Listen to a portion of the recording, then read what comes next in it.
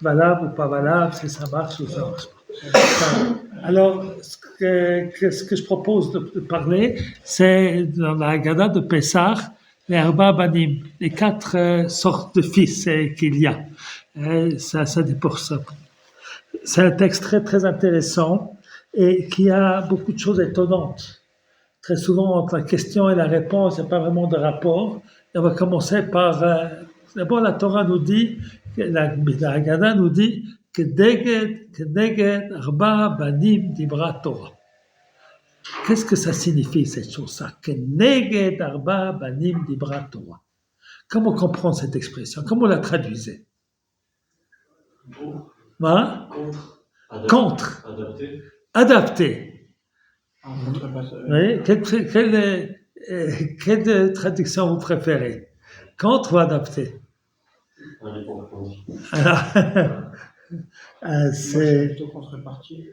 Alors, c'est intéressant, vous voyez, ces deux traductions. Que Neged Arba Banim Dibra Torah. La Torah a parlé de 4 fils, non? Et le mot Keneged, effectivement, est étonnant. Keneged, ça veut dire parallèlement, ou en face, ou contre, ou adapté, comme toi tu as traduit. Non? En réponse. Keneged Arba Banim, très bien. Keneged Arba Niteva Torah. La Torah, elle sait que tous on n'est pas pareils. Et Arba Banim, que dans une famille, la grande famille d'Israël, on n'est pas tous pareils. Echad Chacham, Echad Rasha. Echad Tam, Echad Sheno Yodea Lishol. Qu'est-ce qui manque? Hein? Celui qui n'est pas là. Oui, ça c'est, il manque aussi.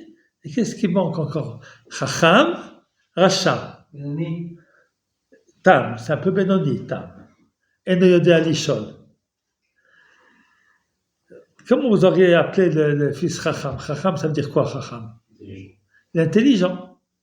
Alors, le contraire d'intelligent, c'est quoi? Bête. Est-ce qu'il y a un bête? Non. C'est l'Eina Yodalishol, peut-être le Tam. Et le Racha, c'est quoi le contraire du Racha? Le Tzadik. Le Tzadik, il est dans la liste? Non. Il n'est pas dans la liste. J'ai remarqué ici, c'est moi qui devais faire la Haggadah.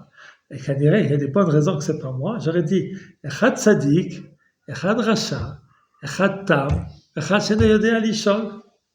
Mais les Chachamim, ils n'ont pas écrit comme ça. Ils ont dit Echad Chacham. Alors peut-être que je ne comprends pas le mot Chacham. Qu'est-ce que ça veut dire être Chacham? Ça veut dire quoi être intelligent dans l'expression ici de la Torah, Chacham? Avoir la connaissance. La connaissance, on connaît beaucoup de choses. Et autre explication, comment toi tu comprends le mot Chacham, Nolan? Il y a la compréhension. Hein? Il y a la force de compréhension. La force de compréhension, l'IQ, les résultats au psychométrique. 762 au psychométrique. Ça c'est Chacham. Hein? Un petit peu moins Chacham, 710. Voilà, moins 450. Voilà. Alors, est-ce que c'est ça le mot Chacham dans le sens de la Torah? Chacham, c'est celui qui s'est posé des questions. Il s'est posé des questions. Celui qui est curieux. Hein? Celui qui est curieux. Celui qui est curieux. Ouais, ça c'est bien. Chacham, il y a une nouvelle définition. Chacham est curieux. Il veut connaître des choses, il veut comprendre. Alors, dans la Rambam, dans le Moreh Nevuchim, il explique que ce qui est spécial dans l'homme, par rapport à toutes les autres créatures, c'est qu'il a du sechel. C'est l'intelligence. Mais il ajoute un mot, une fois. Sechel Eloki. Intelligence divine. Alors, est-ce que vous avez déjà vu des gens très intelligents qui font des bêtises? Ça existe, oui? Bien sûr que ça existe. Comment? Bien sûr que cela existe. Bien sûr que ça existe. Oui, comme par exemple, ce monsieur Abraham, eh bien, le Mufti de Jérusalem et le pape, 8 par exemple. Oui, il y a des gens, donc tu donnes des exemples de toutes sortes de personnes qui sont très intelligents, mais qui sont très méchants. Alors il faut peut-être comprendre que le mot Chacham dans le judaïsme, ça signifie pas exactement comme on le comprend. C'est Chacham plus proche de Tzaddik. Pourquoi? Parce que qu'est-ce que la véritable Chokhmah? On prie tous les jours. Qu'est-ce qu'on nous dit? Ata chonen adat, umlamed l'enosh bina, chonenu mi'itra, chokhmah bina vadat. On demande à Hachem qu'on va réussir nos psychométriques avec un haut résultat. C'est ça la kavana? Non, c'est pas ça la kavana. Chokhmah. Alors là, j'ai expliqué ce qu'on nous dit dans les Koubalim, ils expliquent les trois mots, Chokhmah, Bina, Vadat. Okay. Ils disent Chokhmah, c'est être capable de saisir quelque chose de manière intuitive. Intuitivement, on dit ça c'est pas bien, ça c'est bien. J'ai une idée, j'ai envie de faire quelque chose. J'ai une initiative. Chokhmah. Ensuite, tu as des idées, c'est très beau. Mais qu'est-ce qu'il faut faire avec des idées ensuite? Il faut les appliquer. Ça, c'est quoi? Ça, c'est Bina.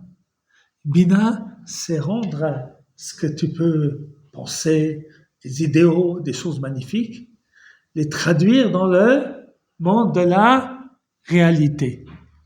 Et puis, date,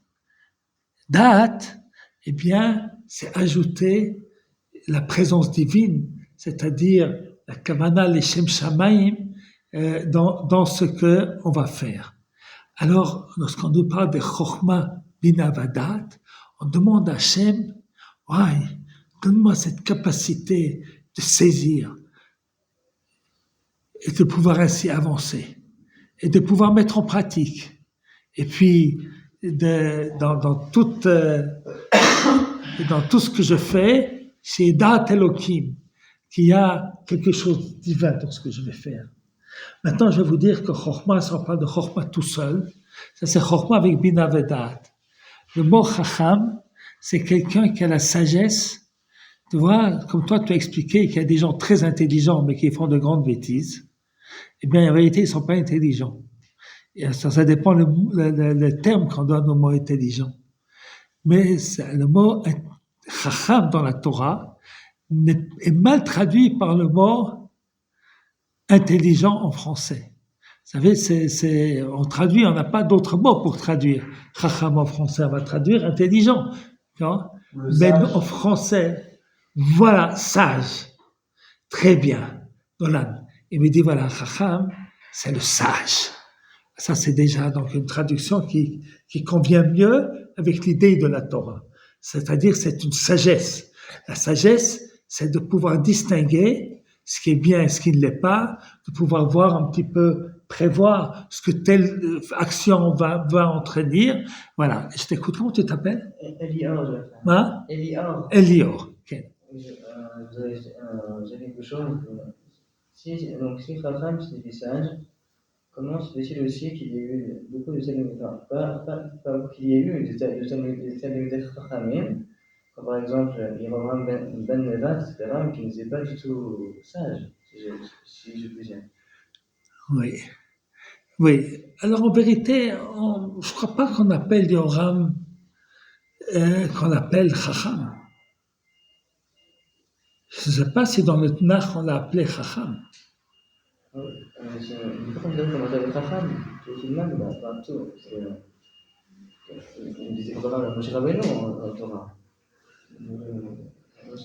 Tu dois faire allusion à une Agada que je ne connais pas.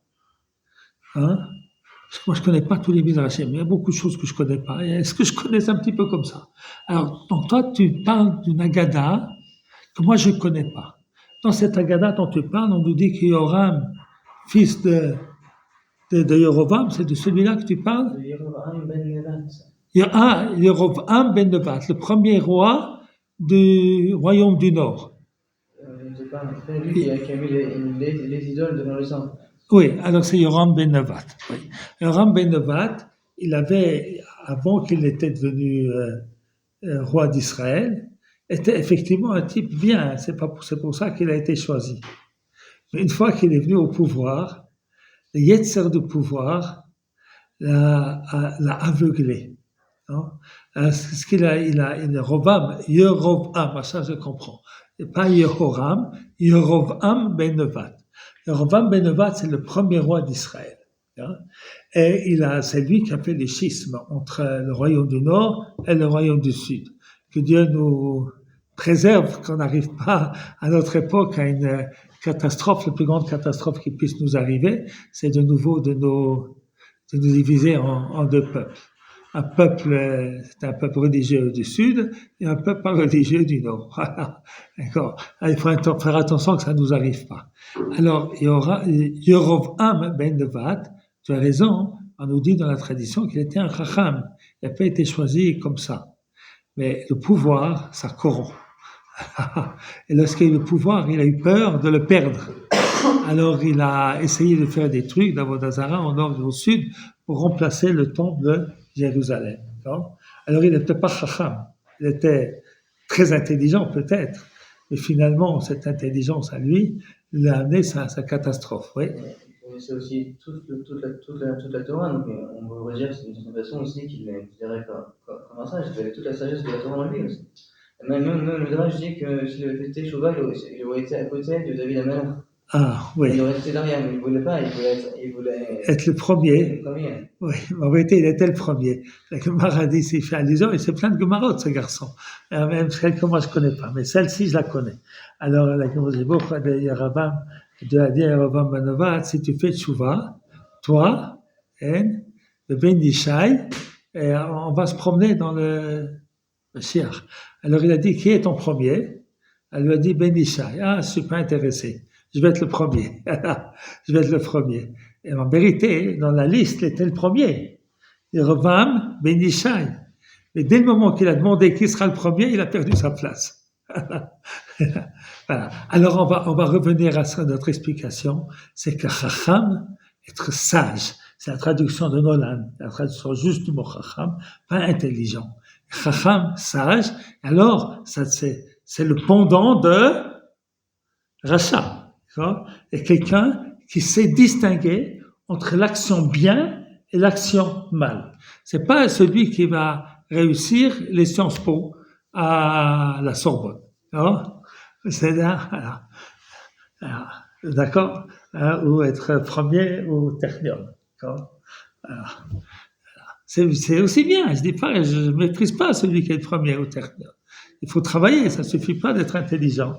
Il faut travailler beaucoup, il faut donc beaucoup de mérite. Mais ensuite, qu'est-ce qu'on fait avec ça? Ça, c'est une autre sorte de sagesse. La sagesse de la vie. La sagesse de la vie.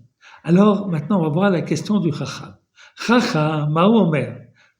Ma'edut, achukim, v'mishpatim, asher tzivanu, Hashem Elokeinu, etrem.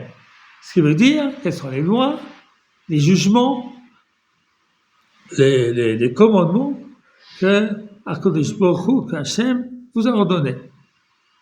Quelle est la réponse? Va'afatei morlo, kilchot ha-Pesach, donne-lui les lois de Pesach, en maftirin achar ha-Pesach afikoman. Après le Koman Pesach, on n'a pas le droit de manger de afikoman. Mana acharona. C'est pas aujourd'hui, la afikoman, c'est pas dans le même sens. Aujourd'hui, la afikoman, c'est la matzah qu'on mange à la fin du seder. Non? Mais dans cette Mishnah, dans la Haggadah, en maftirim achar pesach afikoman, c'est après avoir mangé l'agneau pascal, qu'on mangeait à la fin du repas. Il faut pas manger afikoman. Afikoman, c'est un mot qui vient du grec, afik qui veut dire sortir. Afikoman, c'est on n'a pas le droit de manger de dessert. À la fin du repas, on apporte toujours un dessert, une glace, un gâteau, une sucrerie. Non? Après, à Korban Pesach, on n'apporte pas de dessert. Quel est le rapport entre ta question et la réponse? Là, Simon, comment tu veux m'expliquer? Alors.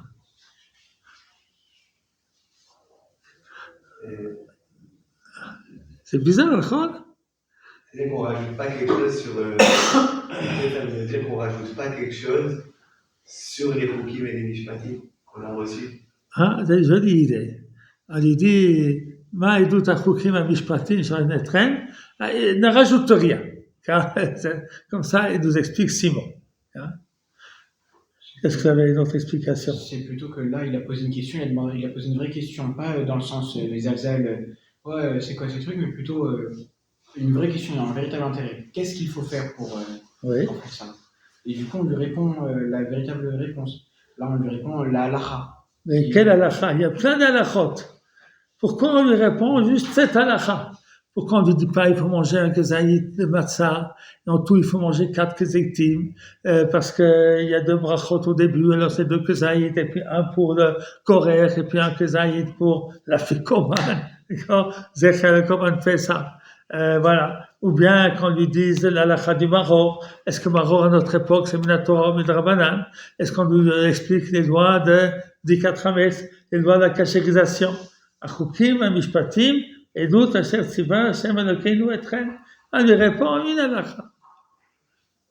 C'est bizarre. Vous comprenez la question? Pour lui donner une base, pour que le reste, il veuille le découvrir par lui-même. Oui, alors c'est une très bonne réponse que tu donnes. On lui donne un exemple. C'est ça que tu dis? Voilà. Et puis le reste d'être en lui-même. Maintenant, si je te demandais à toi quel exemple donner, c'est ça l'exemple que tu aurais choisi? C'est la chose la plus importante du Seder, qu'il ne faut pas manger de dessert après le Korban Pessah. Qu'est-ce qu'il y a comme mitzvot importante la nuit du Seder? Hein? Pessah, Matzah ou Maror, il y a plein de mitzvot très importantes. Hein? Vous comprenez? C'est bizarre cette réponse. Comment tu t'appelles, toi? Ethan. Comment toi tu expliques ça? J'ai pas d'explication. Voilà. Imagine maintenant que tu me diriges en Seder et qu'il y a quelqu'un du Seder qui pose la main et quelle réponse à part la question et la réponse? Tu es obligé de donner une réponse. Qu'est-ce que tu dis? J'improvise, hein, je sais. Voilà. Dire de bêtises, je peux faire parler. Alors, qu'est-ce que tu fais improviser maintenant? Parce que, Oui. parce que c'est comme c'est le dernier, c'est la dernière chose du CDR, c'est-à-dire que le Raham il a déjà passé tout le CDR, alors que les autres, on les invite au CDR. Les autres, on les invite au CDR. Alors, si on nous donne une réponse qui est donnée par certains commentateurs, avec une nuance par rapport à ce que tu as dit, mais donc toi, tu as bien pris attention que c'est la dernière mitzvah du Seder. Alors, on va dire comme ça, on lui dit tout, jusqu'à, on n'a pas le droit de manger de dessert après le Korban Pessah. Non? Oui. Et un truc qui est marrant, c'est qu'au rachat, on lui reproche de dire la chem, alors que le Chacham aussi, il dit Itrem. Etrem. Voilà. Alors ça, c'est aussi une bonne question. Alors, on va attendre un tout petit peu avant de répondre à cette question. Alors, voilà, parce que tu vois un petit peu comme... comment ça tu t'appelles? Israël. Israël. Il avait dit, attention, Ma'edut Vachukim Amishpatim, c'est pas dans une expression pour mépriser. Mais c'est Ma'edut Vachukim Amishpatim. Ma'edut Vachukim Amishpatim, Shativa Hashem. Alors, on comprend, je vais quand même répondre à ta question tout de suite, en tout cas parallèlement. Shativa Hashem, qu'est-ce qu'il dit? Shativa Hashem, Elokeinu. Elokeinu. Voilà. C'est toute la différence. Le Racha Omer, Ma Aboda Azot, Lachem, il n'y a pas d'Elokeinu. Donc lui, il est dans le groupe et l'autre, il n'est pas. C'est bien? Alors, je vais vous donner encore une autre explication pour comprendre quelle est la neshama de cette réponse qu'on donne au Chacham. Et c'est quelque chose de fondamental pour notre judaïsme, pour notre manière de vivre juif. Alors lui, il a demandé à Edut, à Chukim, à Mishpatim. Vous savez la différence entre ces trois termes, Edut, Chukim et Mishpatim? C'est 3 sortes de mitzvot.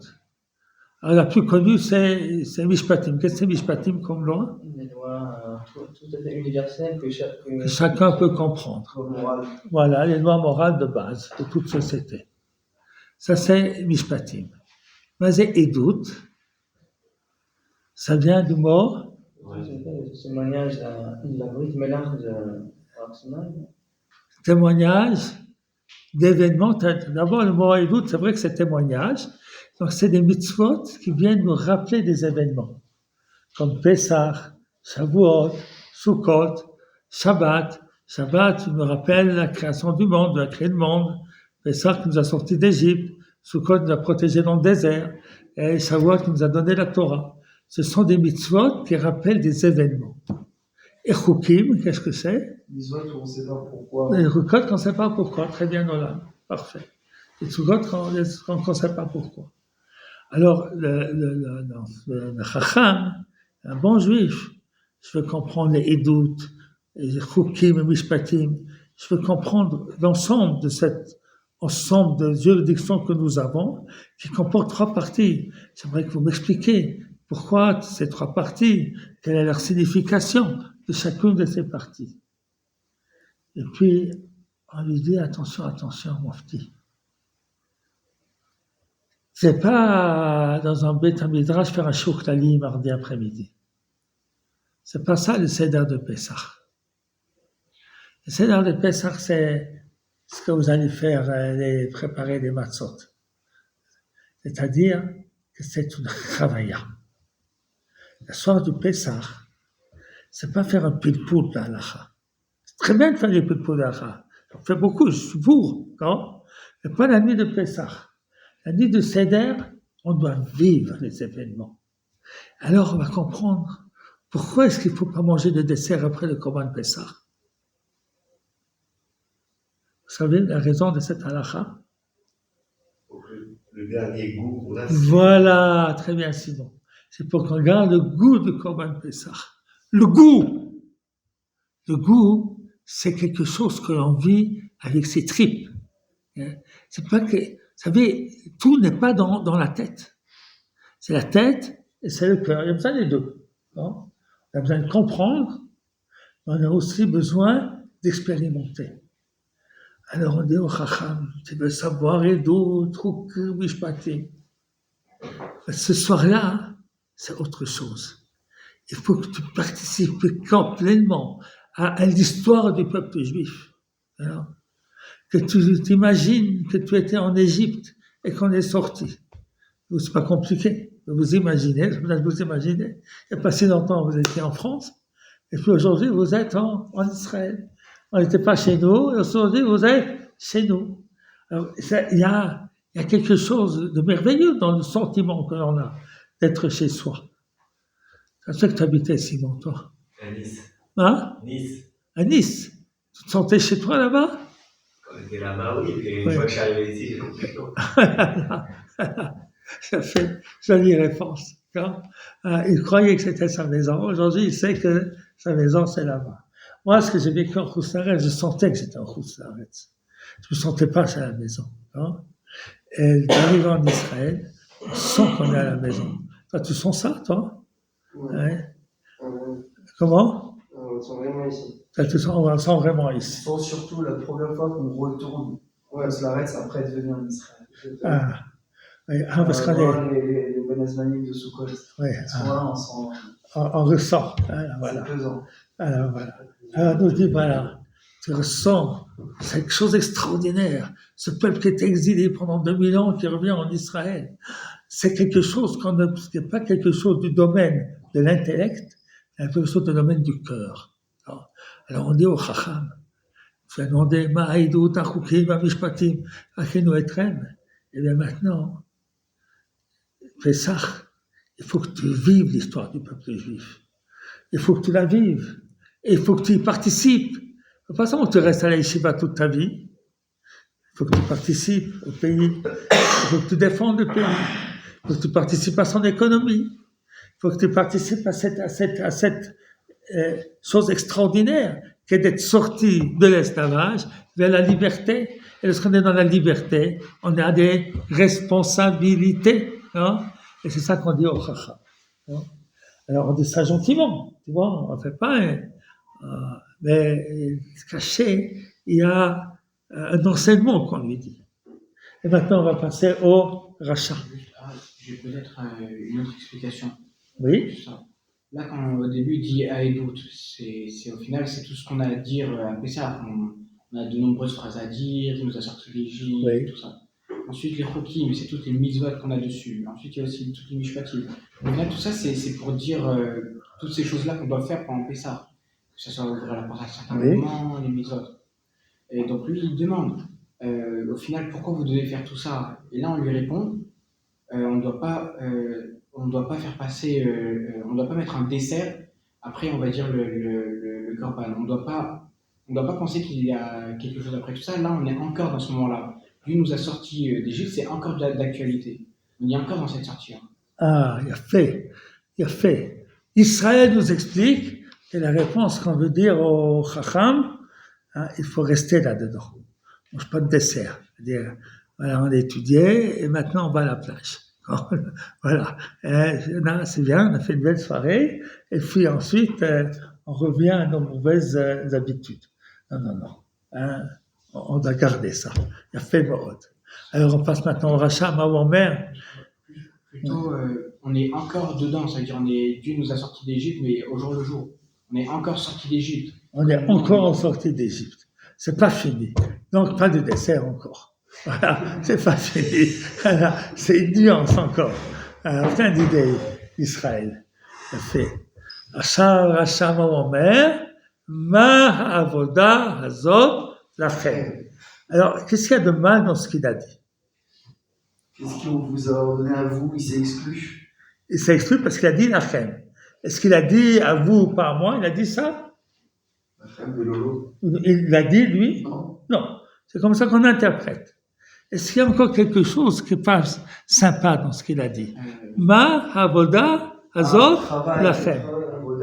Avoda. Qu'est-ce que ça veut dire Avoda? Travail. Quelle quelle histoire, Pessah, quel nettoyage. Et ensuite, rester 2 heures à table avant qu'on en a mangé. En fait, il se moque de nous. Il se moque de nous, il dit d'une certaine façon, vous êtes sortis d'Égypte pour re-être. Voilà. C'est pire qu'en Égypte. La préparation de Pessah. Va, Avoda, Azot Lachem. Et alors, qu'est-ce qu'on lui répond? Bavourzeh. Asa Hashem li, b'tzeti mimitzrayim. Alors, qu'est-ce que ça veut dire? Bavourzeh asa Hashem li, b'tzeti mimitzrayim. Alors, en vérité, donc, il dit 2 choses. Le rachat. Il dit que faire la Torah, c'est pas un kiff. Non? Faire la Torah, c'est une charge. C'est avoda. Ça vient du mot eved. C'est une charge. C'est pas bien de parler comme ça des mitzvot. C'est pas avoda, les mitzvot. Un cadeau, c'est edout, c'est chukim, c'est mishpatim, c'est formidable. Non, c'est pas formidable du tout. C'est tellement dur d'être juif. Lachem, pour vous, moi, ne me demandez pas de mettre des sandales à Tisha B'Av et de ne pas manger à Kippour, enfin. J'ai faim, d'accord? Ne me demandez pas, d'étudier la Torah. Enfin, des fois, Zman étudier la Torah, mais enfin, non, c'est pas pour moi, d'accord? C'est pas pour moi, hein? Laissez-moi m'amuser un petit peu. Alors, je suis en âge de profiter des bonnes choses de ce monde. Ne m'embêtez pas avec d'autres qui m'ont mishpatim. Ça, c'est ce que dit le rachat. Et puis il dit Lachem, je ne suis pas concerné. Alors, qu'est-ce qu'on lui répond? Afatei akei et shinav. Vous savez quoi, akei et shinav?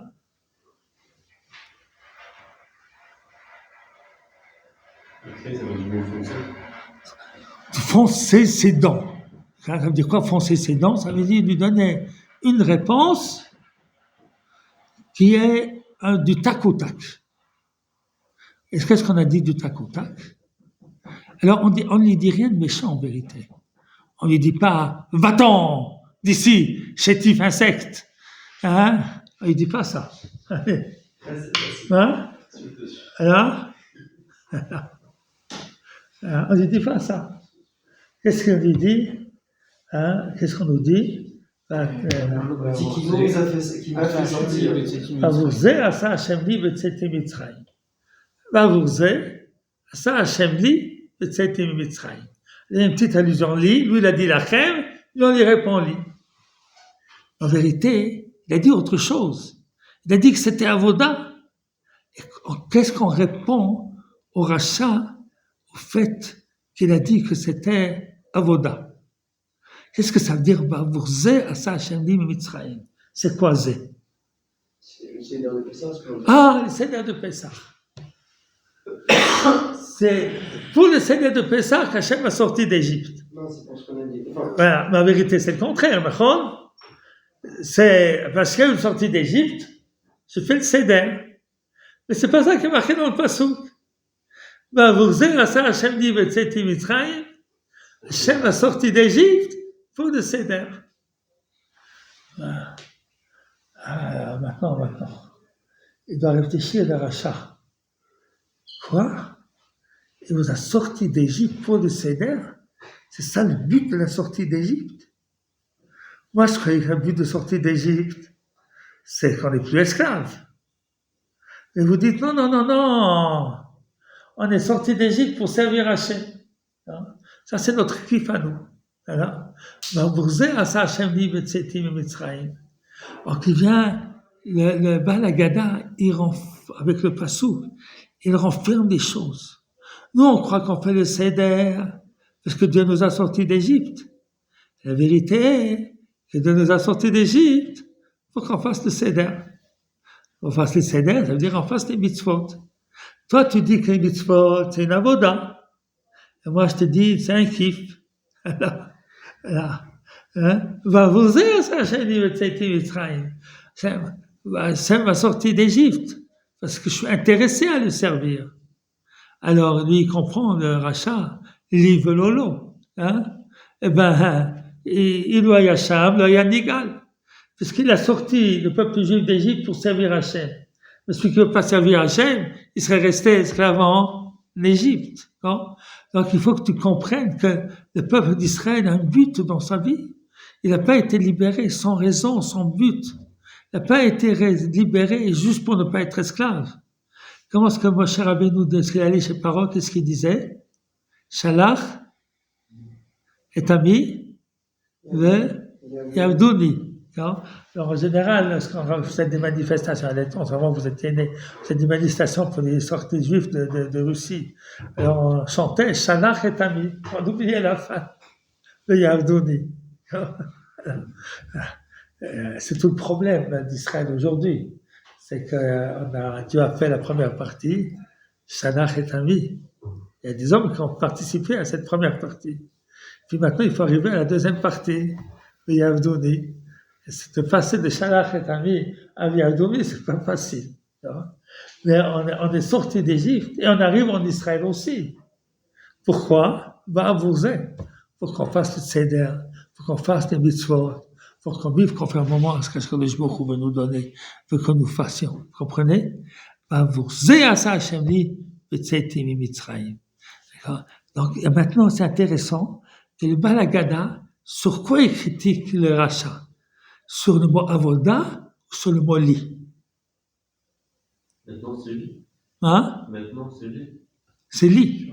Ce qui est dit explicitement, c'est li. Et là, on nous apprend une chose très importante. Le plus important, c'est pas se séparer de la communauté. Tu peux dire les mitzvot, je veux pas, ça m'intéresse pas, patati patata, ça va. Mais reste juif. Reste à l'intérieur. Voilà. Quand tu as dit ma avoda, on n'aurait rien dit. Rien. Là, c'est expliqué. Avant, tu as dit ma avoda azot, lachem, mais non. Tu t'écartes de la communauté, ça, il faut pas. Combien c'est important aujourd'hui, toutes les discussions qui ressortent de nos peuples, de comprendre qu'il faut tout faire pour qu'on ne se sépare pas en le peuple. Voilà. Rabbin Kaminetsky, c'était le rabbin de Gush Katif. Alors il a dit, aujourd'hui, c'est la dispute entre les croyants et les incroyants, entre les pieux et les impies. Oui, quelle horreur de parler comme ça. Quelle horreur de parler comme ça.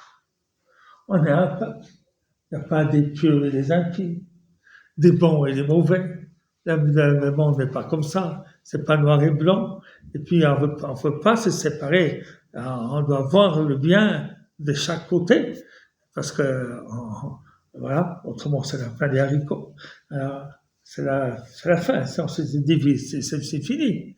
On ne peut pas continuer à tenir notre pays. Alors, on est dit, voilà, ce qui est grave, c'est de ce que tu as dit, la chem.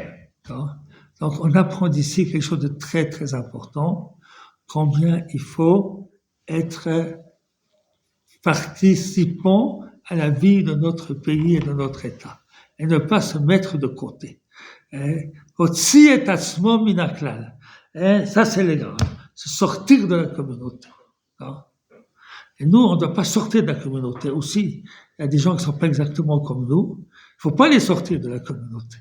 Il faut les garder au sein de la communauté. Il faut les aimer. Il faut les rapprocher. Il faut voir tout ce qu'ils ont de bien, tout ce qu'ils font de bien. Vous êtes d'accord avec moi? À moitié. Alors, Tama Omer. Bon, c'est déjà tard, on doit s'arrêter. Tama Omer, on fait rapidement les deux derniers. Tama Omer. Qu'est-ce qu'il dit le Tam? Mazot. Tam. Même le rachat, il reste juif. Oui. Et en fait, c'est aussi le même que le mot char, une force ou le mot. C'est-à-dire que, en fait, oui, un rachat, je ne sais pas, on peut pas le considérer comme un arabe. Même les Arabes, il faut être. Voilà. Mais non, pas du tout. Tu as tout à fait raison ce que tu dis. Le rachat, il fait partie de notre communauté. Et on ne doit pas le rejeter. Il ne faut pas rejeter aucun juif. Tu as tout à fait raison. C'est vraiment, c'était ce que je voulais dire aujourd'hui. Alors, Tama Omer Mazot, est-ce que tu lui réponds?